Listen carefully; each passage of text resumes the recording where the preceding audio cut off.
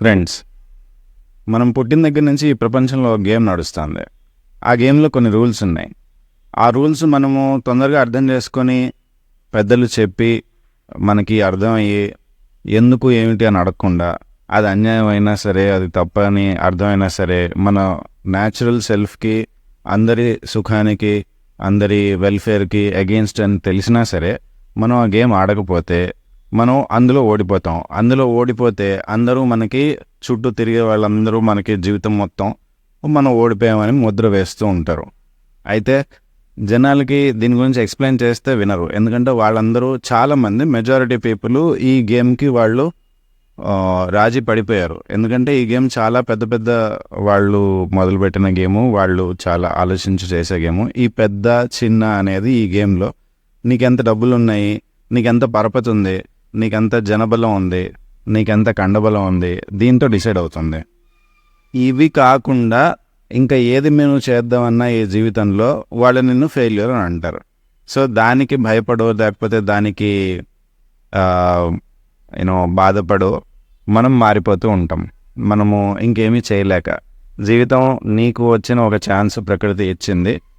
ఆ ప్రకృతి ఇచ్చిన ఛాన్స్లో నువ్వు నీ జీవిత ఉద్దేశాన్ని డిసైడ్ చేసుకోగలిగి ఫ్రీగా, స్వతంత్రంగా నువ్వు నీ లక్ష్యాన్ని పెట్టుకోగలిగి, యాక్చువల్లీ నువ్వు నీ లక్ష్యాన్ని నా లక్ష్యాన్ని అన్నప్పుడు నీదొక లక్ష్యం, నాదొక లక్ష్యం వేరే ఉంటుందని కాదు.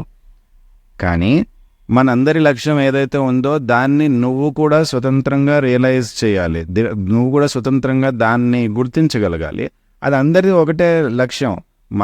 కూర్చొని మాట్లాడితే ప్రతి వాళ్ళు అవునండి నాకు ఇలాగే ఉండాలని ఉంది అని అంటారు. కానీ బయటికి వెళ్ళి వాళ్ళు అలా ఉండరు. ఎందుకంటే వాళ్ళు అలా ట్రైన్ చేసుకున్నారు ఇప్పటిదాకా. ఎన్నో ఏళ్ళు పగలు రాత్రి వాళ్ళు కష్టపడి ఈ పదవి, ధనము, జనము, కండబలం వీటన్నిటినీ వాళ్ళు ఎర్న్ చేశారు. ఇప్పుడు ప్రాబ్లం ఏంటంటే ఎర్న్ చేసే వరకు ఒక తలకాయ నొప్పి. ఎర్న్ చేసిన తర్వాత అది వదులుకోవాల్సి వస్తుంది అని అది వదులుకోవడానికి ఇష్టపడక, అది రైట్ తప్పైనా సరే నేను ఇప్పుడు ఇంత ఇన్వెస్ట్ చేసేస్తాను కదా జీవితంలో అని చెప్పి ఈ మార్గంలో ఇన్వెస్ట్ చేశాను, ఈ గేమ్లో ఇన్వెస్ట్ చేశాను కాబట్టి అలా ఉంటేనే నాకు సేఫ్ అనేది వాళ్ళకి అర్థమైపోయి వాళ్ళు ఏం చేస్తారంటే వాళ్ళు ఇంకా అక్కడి నుంచి మారరు. సో ఒక వయసు వచ్చేసిన తర్వాత, లేదా ఒక స్టేజ్ వచ్చేసిన తర్వాత జీవితంలో మనుషులు మారడం అనేది కుదరదు. ఓకే, చాలా చాలా చాలా కష్టం అనమాట. అండ్ యంగ్గా ఉన్నప్పుడు ఏంటంటే కొంతవరకు వాళ్ళు మంచి ఐడియాతో ముందుకెళ్తారు. ఆ టైంలో సరైన గైడెన్స్ దొరకపోతే, లేదా ఏ మంచి ఐడియా అని అనుకొని వాళ్ళు ముందుకెళ్ళారు, అందులో ఏదైనా మోసం కానీ లేకపోతే ఇది కానీ ఎదురైతే, అంటే మోసం అంటే కావాలని మోసం చేశారని కాదు, ఆ ఐడియా పూర్ణమైన ఐడియా కాకపోతే ప్రాబ్లం వస్తుంది. లేదా ఆ ఐడియా ఎంత పరిపూర్ణమైనా సరే దానికి తగ్గ కెపాసిటీ, దానికి తగ్గ సపోర్టు ప్రపంచం నుంచి రాకపోతే అప్పుడు మళ్ళీ వీళ్ళు ఫెయిల్ అయ్యారని అనుకుంటారు. అలా ఒకసారి 2 సార్లు అలా ఫెయిల్ అయినప్పుడు, ఆదర్శాన్ని పట్టుకొని ముందుకెళ్ళినప్పుడు, యువత ఫెయిల్ అయినప్పుడు వాళ్ళకి మళ్ళీ వెళ్ళాలని అనిపించదు. కాబట్టి మళ్ళీ వాళ్ళు ఎలాంటి ఆదర్శాలు పట్టుకోకుండా మనం జీవితంలో సేఫ్గా ఈ గేమ్ ప్లే చేస్తూ వెళ్ళిపోదామని అనుకుంటూ ఉంటారు అన్నమాట. సో కొంతమంది నాలాంటి వాళ్ళు ఏంటంటే చిన్నప్పటి నుంచి డిసైడ్ అయిపోతారు, ఈ గేమ్ నేను ఆడను, ఈ గేమ్ తప్పు అయితే నేను ఆడను అంతే. అది వాళ్ళు ఎంత అరిచి గీ పెట్టుకున్నా, అది అంటే మనకి ఎంత నష్టం చేసినా, అవమానం చేసినా, కష్టాలు కలిగించినా, గూడు పుట్టనీళ్ళు చేసినా, ఏం చేసినా సరే మీరు రైట్ అనుకున్నదే చేయగలుగుతారు, అవసరం అనుకున్నదే చేయగలుగుతారు అనుకోండి. అలాంటి వాళ్ళని మార్చడం కుదరదు. సో వాళ్ళని సైడ్ చేస్తూ ఉంటారు. నేను ఎగ్జాంపుల్గా పెట్టుకున్నాను. అలాంటి బొచ్చెడు మంది ఉన్నారు, చాలా చాలా చాలా మంది ఉన్నారు. ఫిలాసఫర్సే కాదు, అసలు మామూలు మనుషులు, అమాయకులు కూడా చాలామంది ఉన్నారు. వాళ్ళకి మోసం చేయడం రాదు, మోసపోవడం వాళ్ళు ఒప్పుకోలేరు. మోసం చేయడం రాదు, మోసపోవడం ఒప్పుకోలేకపోతే జీవితంలో బాధలు కాక ఇంకేముంటాయండి, కష్టాలు కాక ఇంకేముంటాయి. దేర్ఫోర్ ఈ గేమ్ ఒకటి ఉంది అని మనం రికగ్నైజ్ చేయాలి. దాన్నే లౌక్యం అని అంటూ ఉంటారు ఆ గేమ్ పేరు జనరల్గా. కానీ లేకపోతే సక్సెస్ స్టోరీస్ అలా అంటూ ఉంటారు. చాలా మంచి వాళ్ళు కూడా, పర్సనల్గా చాలా మంచి వాళ్ళు అండి, కానీ ఆ గేమ్లో ఆడేస్తూ ఉంటారు అన్నమాట. సో ఇప్పుడు మీరు ఫర్ ఎగ్జాంపుల్ కొత్తగా వచ్చిన భారతీయుడు మూవీ చూసారనుకోండి, 2వ పార్ట్ అండ్ ఫస్ట్ పార్ట్లో కూడా, బట్ సెకండ్ పార్ట్లో ఇంకా క్లియర్గా తెలుస్తుంది అందరూ మనలాంటి వాళ్ళే, అందరూ మామూలు వాళ్ళే, ఒక గేమ్ ఆడుతున్నారు ప్రపంచం మొత్తం. ఆ గేమ్‌లో వీళ్ళు కూడా పార్టిసిపెంట్స్ అయిపోతారు. పార్టిసిపెంట్స్ అయిపోగానే ఆ తప్పుని వాళ్ళకి తెలుసు. కానీ తప్పని అందరూ చేసినప్పుడు తప్పెలా అవుతుంది అనేది పాయింట్ ఇక్కడ. అందరూ చేస్తే అది రైటే అవుతుంది గానీ, అందరూ చేస్తే తప్పు అవ్వడం కుదరదు అనేది that is the assumption, right? And అందరూ చేసినప్పుడు మనం చేయకపోతే ఏమవుతుందనంటే, అందరూ పైకెళ్ళిపోతున్నారు, మనం కిందకే ఉండిపోతున్నాం. అందరూ గొప్పగా వెళ్ళిపోతున్నారు, మనం ఉండిపోతున్నాం. ఆ fear of missing out, FOMO అంటారు, అది బాగా పెరిగిపోయి చేస్తాము ఏంటి ప్రాబ్లం అని అంటారు. అలాంటి టైంలో వాళ్ళు అంటే ఇప్పుడు దొరక్కపోతే దొర అలా ఉంటుంది కదా, దొరికితేనే దొంగ. ఇలాంటిది మన రూల్లో ఒకనొక రూల్ అన్నమాట అది. సో అందులో ఏమవుతుందనంటే, ఇప్పుడు దొరికిన తర్వాత కూడా ఇప్పుడు ఏమవుతుందనంటే, ఓకే నేను ఇంత చేసి ఈ కొంచానికి దొరికాను, మళ్ళీ నేను బయటకు వస్తాను, మళ్ళీ ఎలాగో చేసుకొస్తాను, మళ్ళీ ఎలాగో చేసుకుంటూ ఉంటాము. ఎవరైతే పట్టుకున్నారో వాడికి మాత్రం ఈ గేమ్లో భాగస్వామ్యం ఉండదా? వాడికి భాగస్వామ్యం ఉన్నప్పుడు మనం ఎలాగోలా సరే వాళ్ళకి భాగం ఇచ్చైనా సరే, ఏం చేసైనా సరే మనం బయటకు వస్తాము, మళ్ళీ ఇదే చేస్తాము. ఈ గేమ్ మనల్ని ఎవరు ఆడనివ్వరో, ఎవరైతే ఈ గేమ్లో మనకి అడ్డొస్తారో వాళ్ళు మన శత్రువులు అని అనుకుంటున్నారు. వీళ్ళు మంచి వాళ్ళే, వాళ్ళు మంచి వాళ్ళే.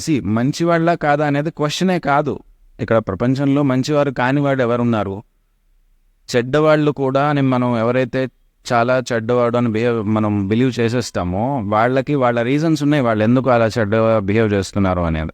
వాళ్ళ వైపు నుంచి మనం ఆలోచించగలగాలి. వాళ్ళు ఎంతసేపు ఎన్నాళ్ళు వాళ్ళు ఆ పథంలో ఉన్నారో, దానికి కారణం ఏంటి, దానికి హిస్టరీ ఏంటి, వాళ్ళ కల్చర్ ఏంటి, వాళ్ళకి ఏం చెప్పబడ్డది, వాళ్ళ నమ్మకాలు ఏంటి, ఎందుకు ఆ నమ్మకాలు ఉన్నాయి, వాళ్ళ ఎవల్యూషన్ ఏంటి, ఇవన్నీ మనం చూసుకుంటే వాళ్ళంత చెడ్డవాళ్ళు కాదు. వాళ్ళు కూడా మనలాగే ఆలోచిస్తున్నారు. వాళ్ళ పరిస్థితుల్లో వాళ్ళకి అవుట్కమ్ అలా వచ్చింది, మన పరిస్థితుల్లో ఉన్న అవుట్కమ్ మనకి ఇలా వస్తుంది అని మనకు అర్థమవుతుంది అనమాట. దేర్ఫోర్ నేను ఎందుకు ఈ వీడియో చేస్తున్నాను అంటే, ఈ గేమ్ ఆడని వాళ్ళు దోషులు, ఈ గేమ్ ఆడేవాళ్ళు నిర్దోషులు. ఈ గేమ్ ఆడేవాళ్ళలో గెలిచేవాళ్ళు, ఎక్కువ గెలిచేవాళ్ళు, తక్కువ గెలిచేవాళ్ళు, మెగా ప్లేయర్స్ అలా అంటారు. ఇప్పుడు నెలకి ఒక మనిషికి 10 లక్షల జీతం వస్తుంది అనుకోండి ఒక పెద్ద కంపెనీలో.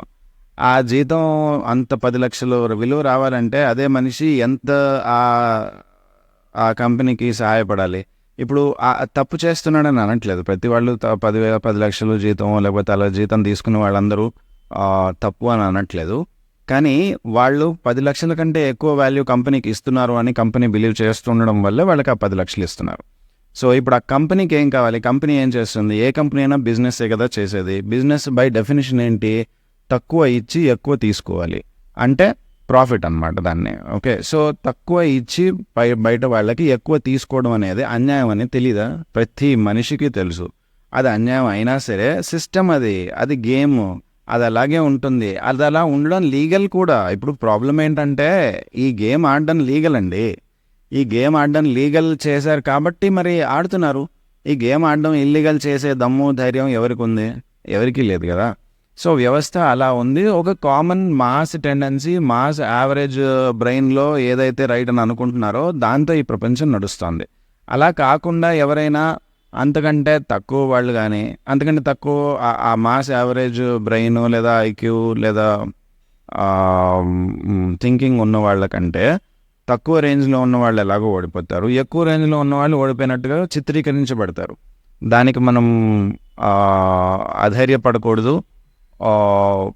ఒకవేళ అధైర్యపడుతున్నాము అని అంటే, మనము ఈ జీవితంలో మనము ఆ గేమ్లో భాగస్వామ్యం అవుతాము. ఆ గేమ్లో భాగస్వామి అయితే ఏమవుతుంది అని అంటే, ఆ గేమ్ ఓవరాల్గా తప్పు కాబట్టి మనం కూడా ఈ జన్మ అనే మనకు ఒక ఛాన్స్ ఎవరైతే ఇచ్చారో ప్రకృతి, ఆ ఇచ్చిన ఛాన్స్లో మనము తప్పు చేసిన వాళ్ళం అవుతాము. అది మనస్సాక్షి ఇలాంటివన్నీ ఎవరికైతే బతుకున్నాయో వాళ్ళకి అది ఎందుకు తప్పు అర్థమవుతుంది. అండ్ వాళ్ళది చేయలేరు. ఇంకోటి ఏంటంటే, కొంతమంది ఏమనుకునే వాళ్ళంటే, తప్పు చేస్తే అబద్ధం ఆడితే ఆ రోజు నిద్రలా పడుతుందిరా నీకు, లేదా ఎవరినైనా మోసం చేస్తే ఆ రోజు నిద్రలా పడుతుందిరా నీకు, నీ మనస్సాక్షి నీకు తెలియదా? నేను కూడా చాలా బిలీవ్ చేస్తానండి, అలాగే అనుకుంటూ ఉంటాను. అందరూ చాలా ఇలా ఆలోచిస్తారని అనుకుంటాను. కానీ ఫర్ ఎగ్జాంపుల్, నేను ఒక యూత్ ఫోరం మీటింగ్లో ఒక అబ్బాయి చెప్పడం విన్నాను. అతను ఫేస్బుక్లో ఏం రాశాడంటే, అంటే అతను చెప్పాడని కాదు, ఫేస్బుక్ ఐడి ఏదో అక్కడ పెట్టినట్టున్నాడు, అది నేను చూశాను, దాంట్లో చదివాను అనమాట. అతను ఏం రాశాడంటే, నేను 5, 6, 7 ఏళ్ళు ఉన్నప్పుడే నా మనస్సాక్షి అనేదాన్ని నా మనసులోనే నేను సమాధి చేసేసి చంపేశాను దాన్ని. అది మళ్ళీ ఎప్పుడెప్పుడైతే కొంచెం పైకి వస్తూ ఉంటుందో దాన్ని మళ్ళీ చంపేస్తాను నేను. సో అది నా సీక్రెట్, అది నా సక్సెస్ యొక్క సీక్రెట్ అని చెప్పాడు. అది నేను ఇప్పటికీ మర్చిపోలేదు. ఇది నేను చూసి ఒక 12, 13 ఏళ్ళు అవుతాను రైట్. కానీ so that is the amount of cruelty that is there in this world. Therefore ఎవరైనా ఈ గేమ్ ఆడను, నా పర్పస్ వేరే కదా, లేకపోతే నేను ప్రశాంతంగా ఉండాలనుకుంటున్నాను, తృప్తిగా జీవించాలనుకుంటున్నాను, అందరూ తృప్తిగా ఉంటే చూసి ఆనందించాలనుకుంటున్నాను, అందరూ లాంగ్ టర్మ్ వెల్ఫేర్ ఈ తరము పోయిన తరం కంటే ఎక్కువగా ముందు తరం మనకంటే తర్వాత వచ్చే తరాలు ఇంకా బాగుండాలి, దానికోసం నేను ఒక మంచి వ్యవస్థని స్థాపించడానికి ట్రై చేస్తున్నాను, అలా అలా అలా ట్రై అనుకుంటే మనం చేయలేకపోవడమే కాకుండా నిరాశతో ఉన్నప్పుడు, లేకపోతే మనం ఫెయిల్యూర్గా చిత్రీకరించబడుతూ ఉన్నప్పుడు ధైర్యం కోల్పోకండి. మనలో మంచి సంస్కారం నడుస్తోంది అని అర్థం చేసుకోండి. ఇది మన ఈ పుట్టుక చావు కాకుండా ఇంకా తర్వాత వచ్చే మళ్ళీ పుట్టుక చావు, మళ్ళీ తర్వాత వచ్చే పుట్టుక చావు, వాటిల్లో ఈ స్టోరీ కంటిన్యూ అవుతుంది. కంటిన్యూ స్టోరీ ఎగ్జాక్ట్గా ఇవే డీటెయిల్స్ అవ్వకపోవచ్చు, కానీ ఇదే థీమ్లో కంటిన్యూ అవుతుంది. దానికి మీ లోపల నాటుకునే మంచి సంస్కారాలే పునాది అని దయచేసి తెలుసుకొని హ్యాపీగా ఉండండి.